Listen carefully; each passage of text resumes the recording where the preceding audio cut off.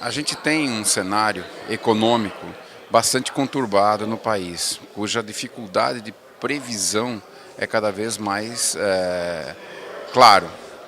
A gente vê que a pecuária é uma atividade de longo prazo, não é uma atividade de curtíssimo prazo.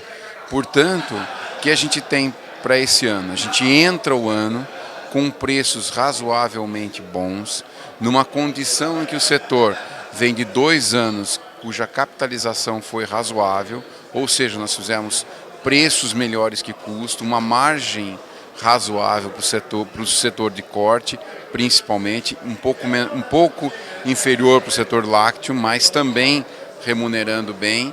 Então nós temos uma condição de capital bastante interessante.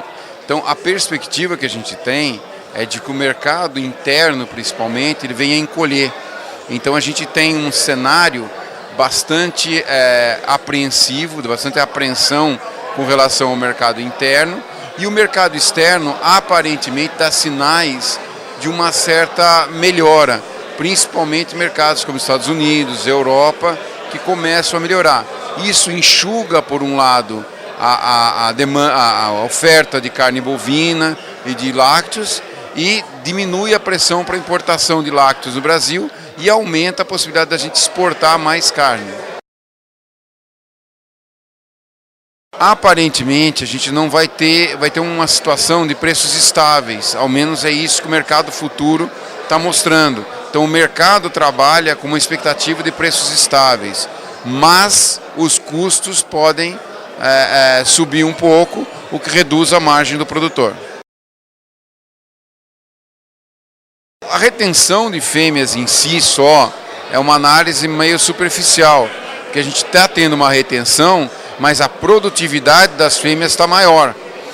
O bezerro que a gente tem hoje não é comparável a um bezerro de 10 ou 20 anos atrás.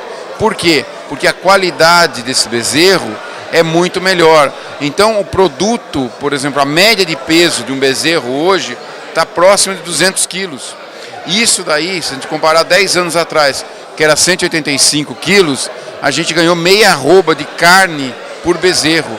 E isso dá um animal com uma capacidade de ganho de peso muito melhor do que a gente tinha. Então, além da retenção de matrizes, a gente tem um aumento da produtividade das matrizes, com o quê? Com melhoria da taxa de desfrute, ou seja, para cada 100 vacas, eu hoje vou desmamar 60 bezerros, enquanto eu desmamava 40 há 20 anos, esses 60 bezerros vão pesar 15 quilos a mais, então eu tenho uma produção muito melhor. Então o aumento de produtividade da cria é em decorrência de certos investimentos que a cria recebeu nos últimos anos.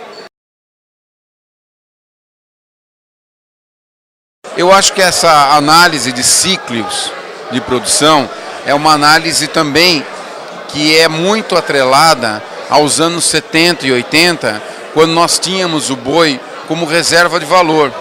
Quando a gente faz uma comparação, um estudo mais aprofundado, a gente vê que os ciclos têm muito a ver com mudanças de política econômica, política macroeconômica ou incertezas de política que a gente viveu no país. Essas incertezas tiraram a moeda circulante do país. Praticamente a gente não tinha uma moeda circulante até 1994. Então, com isso, o boi era uma reserva de valor. Então, eu atribuo a amplitude dos ciclos muito mais a essa ausência de uma moeda corrente do que um ciclo produtivo propriamente. Os ciclos que a gente vê, eles são atenuados hoje por mercado externo, por condições de mercado. Então, vamos supor, eu tenho um aumento de oferta no mercado interno, quem vai absorver? Principalmente o mercado externo, que absorve a carne brasileira. Então nós temos válvulas de escape que amenizam os efeitos de ciclo. Então o ciclo não é tão proeminente, eu torço para que ele desapareça, porque isso dá uma planificação da produção muito melhor, e também eu atribuo essa redução dos ciclos a uma profissionalização dos setores. A pecuária, cada vez que ela se profissionaliza, o indivíduo não entra e sai dela num curto espaço de tempo. Ele tem um plano para 10 anos, para 5 anos, que impede essas oscilações de produção que a gente tinha no passado.